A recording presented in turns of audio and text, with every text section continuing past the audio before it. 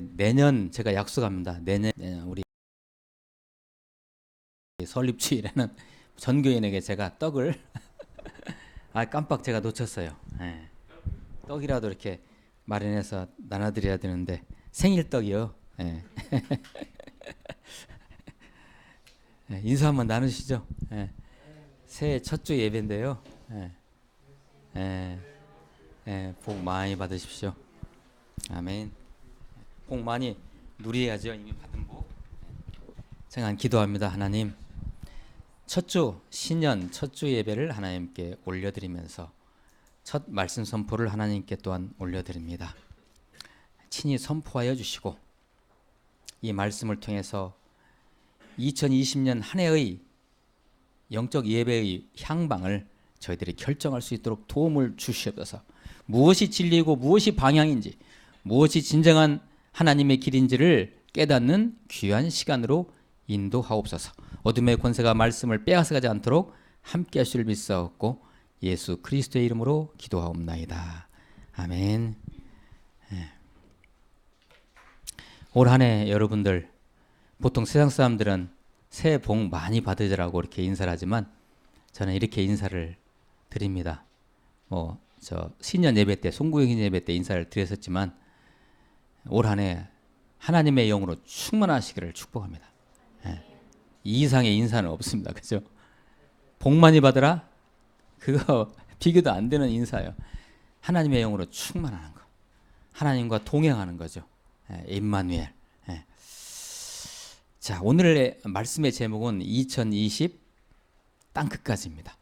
여러분, 땅끝까지라는 이 말씀이 사도행전 1장 8절에 나오는 말씀인데 바로 2020년 한 해 우리 무디교회의 영적 방향입니다.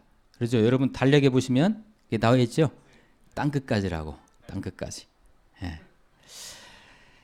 어쩌면 사도행전 이 책 한 권을 가지고 1년 동안 제가 말씀을 전할 수도 있습니다. 꼭 결정된 건 아니지만 그럴 예정입니다. 사도행전 1장에서 28장까지를 올 한 해 내내 말씀을 같이 나눴으면 좋겠는데, 물론 이제 상황에 따라서는 다른 말씀을 나눌 수 있지만 아무튼 그래서 올 한 해 우리는 이 사도행전을 같이 공부하는 그런 해로 생각했으면 좋겠습니다. 첫째, 자, 오늘 말씀의 첫째, 무엇이 땅끝인가? 땅끝 하면 여러분 저쪽 전라남도 어디를 생각하십니까? 땅끝 마을? 땅끝. 무엇이 땅끝인가? 어디가 땅끝일까요? 사도행전 1장 8절 말씀, 우리 다 암송하죠 이거. 오늘 말씀 한번 봅니다. 오직 성령이 너에게 임하시면 너희가 권능을 받고 예루살렘과 온 유대와 사마리아와 땅끝까지 이르러 내 증인이 되리라 라고 하셨어요. 예수님께서 하시니라. 예수님께서 승천하시면서 마지막으로 그 120명의 제자들에게 하신 말씀입니다. 이게 하늘로 올라가시면서 내가 다시 올 것이다. 자, 너희들은 예루살렘을 떠나지 말고 이곳에서 기도해라. 자, 그리고 이 말씀하셨어요. 너희들이 기도할 때 너에게 성령 세례가 임할 것이다. 불같은 성령이 임할 것이다. 성령이 강림이죠. 성령이 임할 것이다. 그러면 너희들의 권능이 임할 거야. 그 권능을 가지고, 그 권세를 가지고 이제 어떻게 해요? 먼저는 예루살렘과 온 유대와 사마리아와 땅끝까지 이르러 내 증인이 되라. 증인이 뭡니까? 목격자예요. 목격자. 왜 그들은 증인입니까? 그들이 그 120명의 제자들이 하늘로 올라가는 예수님을 봤어요? 못 봤어요?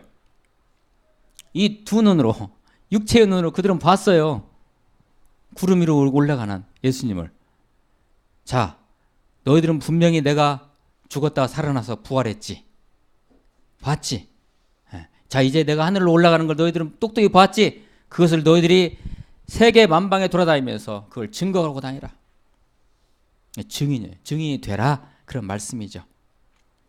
이 사도행전 1장 8절 말씀은 사도행전의 중심 말씀입니다. 어떻게 보면 성경 전체의 중심 말씀일 수도 있어요. 예. 반드시 암송하시기 바랍니다. 예. 이것은 주님의 명령입니다. 그렇죠? 예. 주님의 명령인데 동시에 이것은 예언입니다.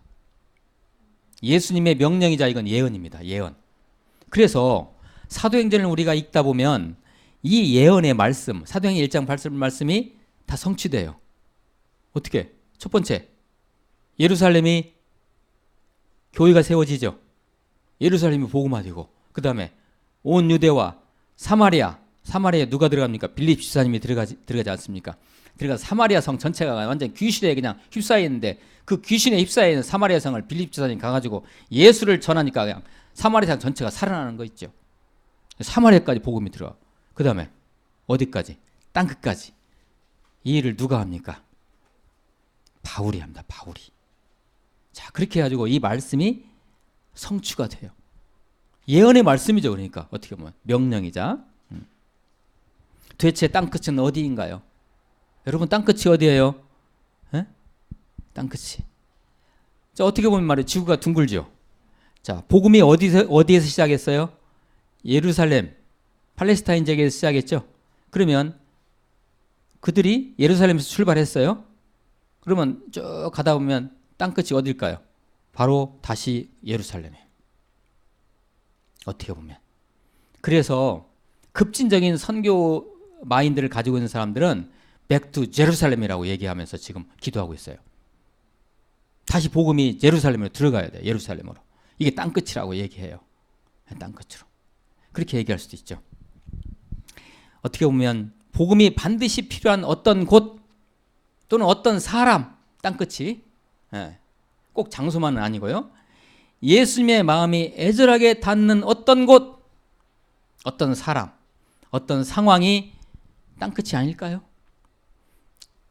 우리 무디교회가 올 한 해 이것을 찾아야 됩니다. 땅끝까지. 땅끝이 도대체 어디인가? 내 인생에서 땅끝이 어디인가? 자, 둘째.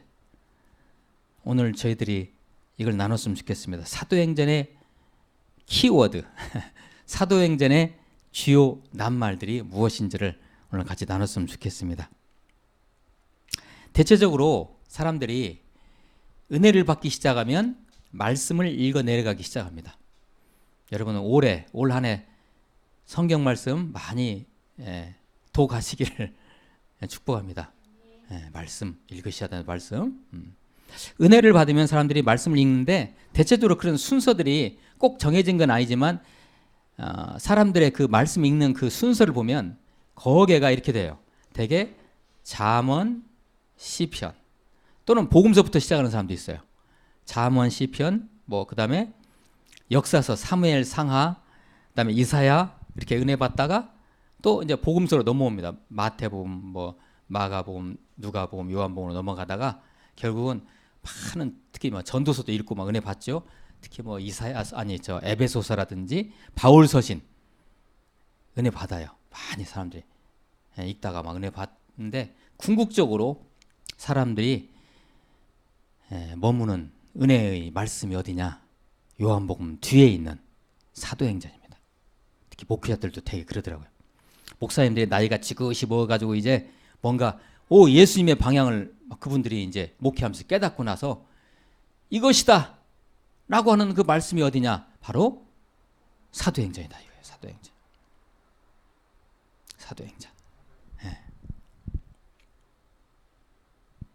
결국 사도행전의 이 1장 8절 말씀으로 모든 성도들의 그 은혜 받는 성도들의 그 관심이 수렴이 됩니다. 오늘 말씀이잖아요. 우리가 하나님께서 우리에게 주신 주신 말씀.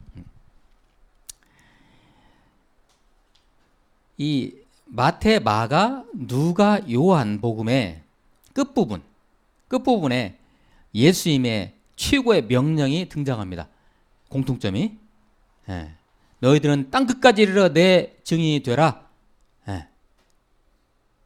내가 너희들 세상 끝날까지 함께 할 것이다. 예. 너희들은 나를 전하라 라는 이 말씀, 이것이 마태, 마가, 누가, 요한 공통적으로 끝부분에 있어요. 요한복음 같은 경우는 21장이 부록이니까 20장 끝부분에 이것이 나와요. 그것을 우리는 주님의 지상명령이라고 그래요. 최고의 명령이라는 뜻입니다. 지상명령이라는 것은 극지자를 써가지고 최고의 극단적인 명령이다, 이런 얘기. 최고의 명령. 이것을 주님의 지상명령이라고 얘기해요. 뭐요? 땅끝까지 내 증인이 되라는 것입니다. 이것을 또는 대유임령이라고 얘기합니다. 대유임령. 네. 커맨먼트. 네. 대유임령. 네. 그리고 그것이 바로 사도행전 1장 8절 말씀과 같이 가는 것이죠. 하나님 우리 구주 예수 그리스도의 관심사는, 성령 하나님의 관심사는 이거 외에는 없습니다. 모든 하나님의 역사의 수레바퀴를 돌리시는 그 동력이 뭐냐? 사도행전 1장 8절 말씀이라. 사도행전이라는 말씀이라. 이것이 바로 우리 하나님의, 이것을 우리 하나님의 경륜 또는 하나님의 섭리라고 얘기합니다.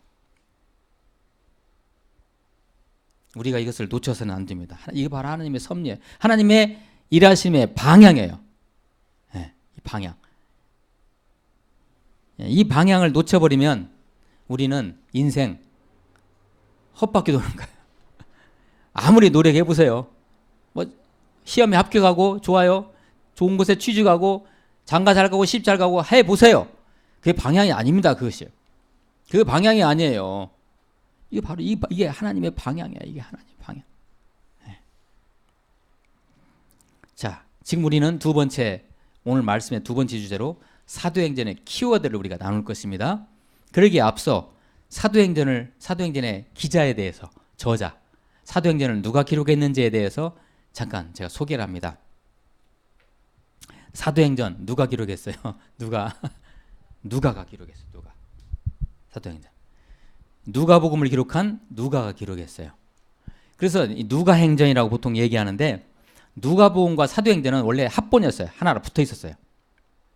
한 책으로. 그것이 이제 분리된 거죠, 이게. 예. 이 누가라는 사람은 참 대단한 사람입니다. 이 사람은 수리아 안디옥 출신 이방인이에요. 헬라인, 이방인. 성경 기록자 중에서 유일하게 이방인 누가 있냐? 누가입니다. 바로 누가가 기록한 누가복음과 사도행전이 있는데, 그러면 누가는 이방인 아니에요. 예. 이방인이기 때문에 이방인의 관점에서 썼어요. 어떻게? 복음이 이방인으로 간다는 그런 얘기예요. 복음이 땅끝까지 이방인에게 가는 것. 자, 이게 이제 그런 누가라는 사람은 직업이 의사입니다. 의사. 예. 그래서 사복음서를 우리가 읽다 보면 마태, 마가와 요한복음은 달리 누가복음을 읽다 보면 병에 대한 아주 세세한 기록이 있어요. 병에 대한 세세한 그 묘사가 있는 거 보면 확실히 이 누가는 의사입니다. 달라요, 묘사가. 예. 이 의사인 이 누가가 사도 바울을 알게 되고 만나게 돼서, 특히 사도 바울의 제2차 전도여행, 앞으로 우리가 사도행전을 공부하다 보면 이제 이 말이 엄청나게 많이 나올 겁니다. 제2차 전도여행 때 누가가 합류합니다.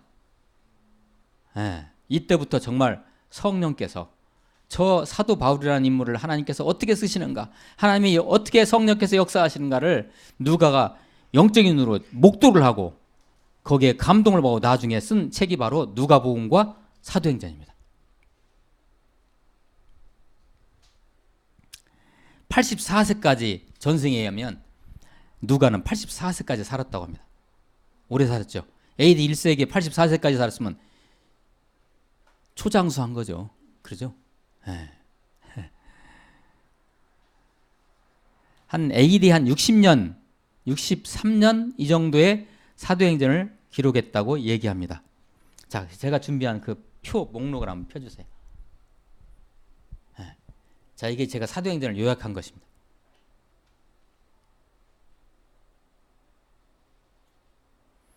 자, 몇 가지만 한번 나눠볼까요? 자, 이게 1장 1절부터 28장 31절까지. 예. 이게 이제 마지막 절이죠. 예. 그래서 이렇게 구성이 되는데 첫 번째 교회의 능력, 교회의 성장, 그다음에 스데반 집사님 순교로 인해서 교회의 확산, 교회가 흐트러져요.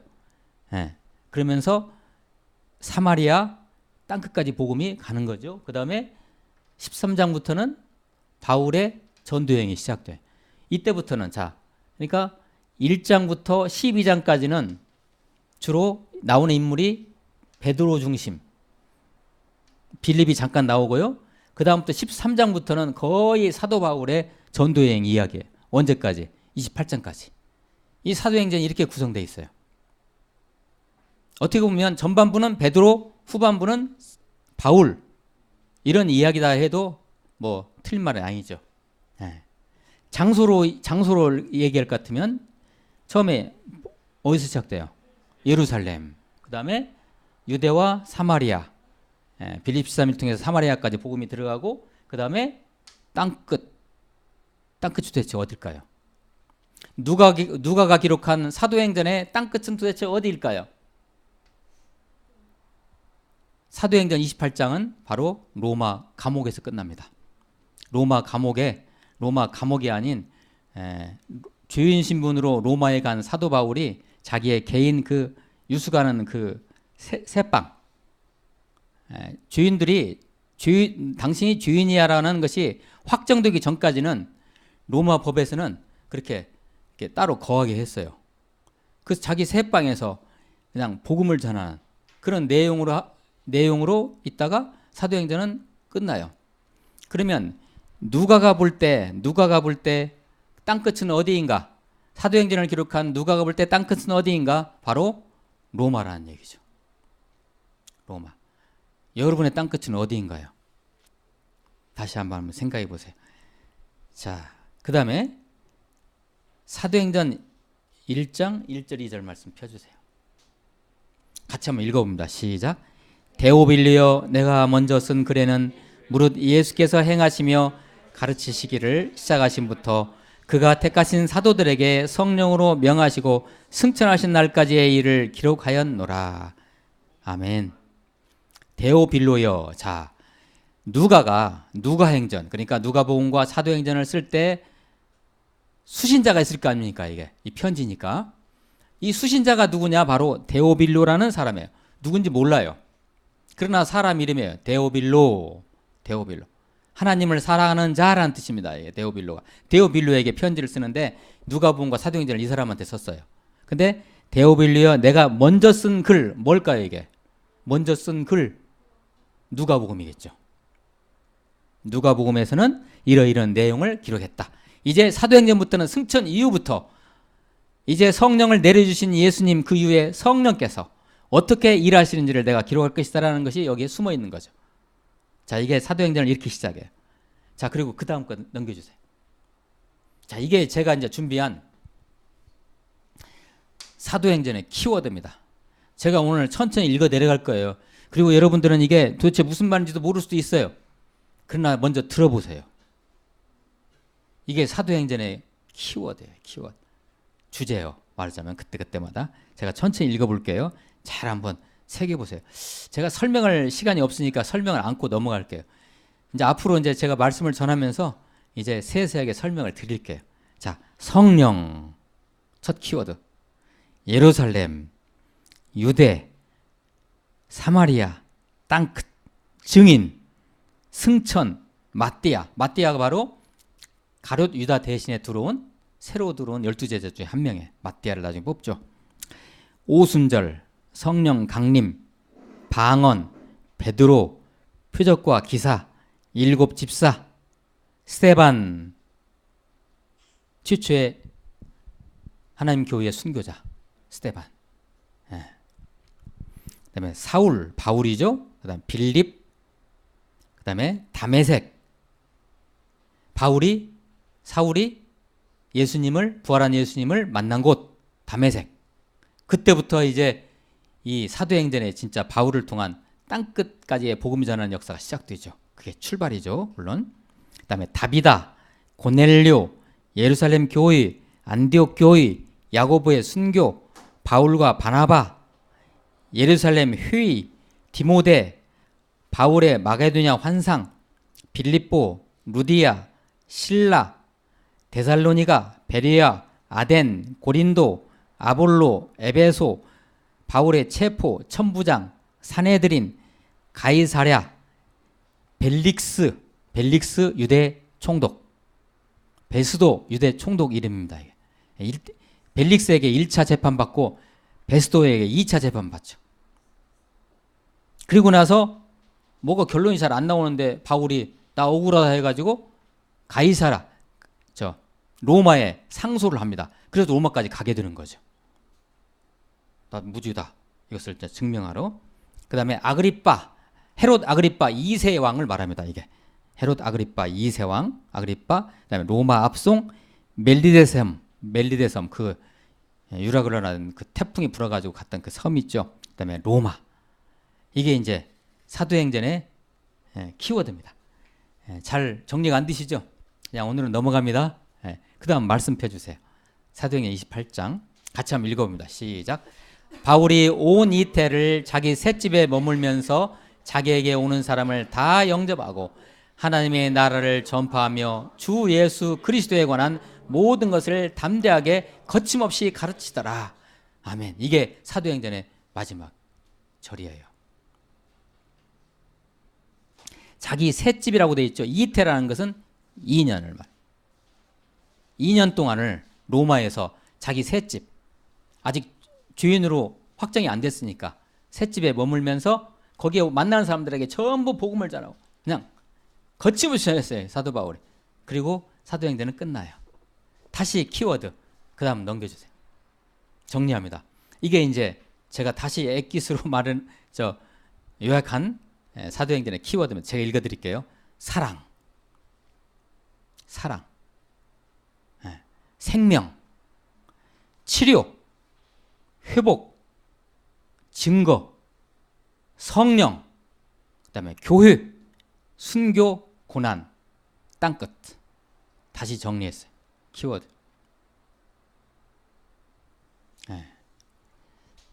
사도행전에 이게 키워드라고 한다면 여러분들이 사도행전을 통해서 이런 것들을 한번 올 한 해 한번 여러분 체험 한번 해보세요.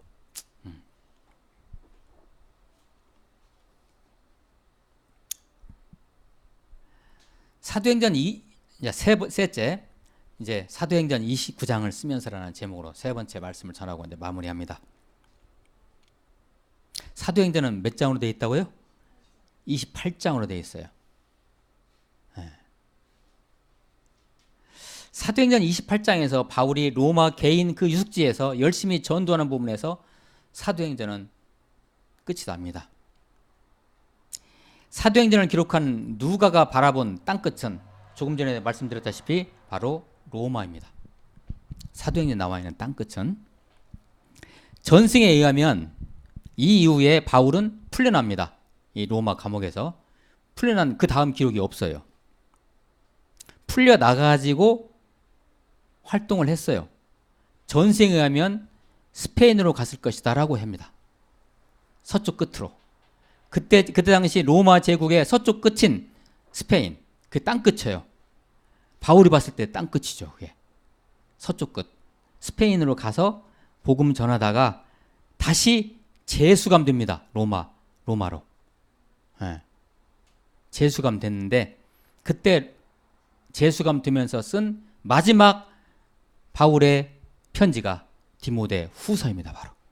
그것은 이제 옥중서신에는 안 들어가요. 물론. 그게 유언입니다. 이제 거기서 디모데후서를 기록하고 그 다음에 참수형을 당하고 바울은 죽어요. 바울에게 있어서 이 땅끝은 스페인이라고 보통 얘기합니다.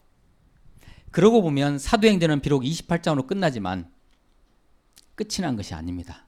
끝난 것이 아니에요. 주로 문학이나 예술 쪽에서는 끝났지만 끝나지 않은 것을 영어로 오픈 엔딩이라고 합니다.